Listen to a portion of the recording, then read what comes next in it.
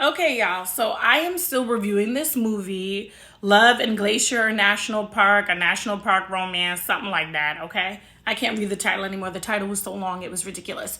Let's talk about diversity and inclusion in this movie. So Devin Alexander at the bottom right there, the good looking black man at the bottom.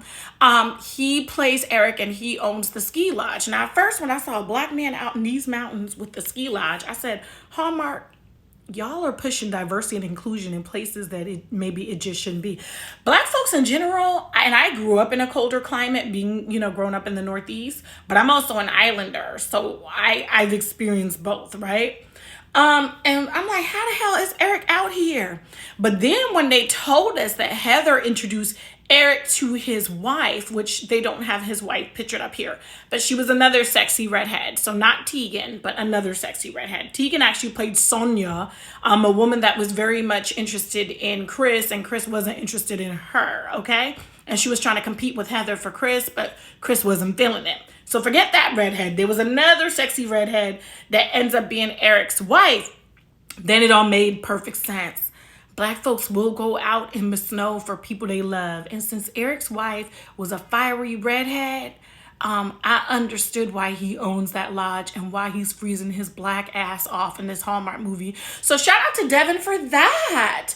Once again, I do these reviews not just for the quality of the writing, the acting. I know it's just Hallmark, but remember, if you watch my original TikToks that started in October 2022, that I'm doing this to also make sure that the new Crown Media CEO Wanya Lucas, that they're really sticking to their diversity and inclusion mission. So Devin Alexander was our diversity, and he really seemed to love this lodge. But baby, we's black, and generally black people don't do really well in the cold. But if we really love somebody, we'll go freeze our asses off. And so I could see why Eric owned this lodge. Once I saw Bridget, his wife, that Heather had introduced him to in college. Okay, so that is your diversity and inclusion. Okay, Hallmark, it's a new year, but you are sticking to that new mission, and we appreciate it. So once again, shout out to Devin Alexander, because once again, if I was black and I got this call from Hallmark, okay, I really love Hallmark, so I probably still would pick up for them.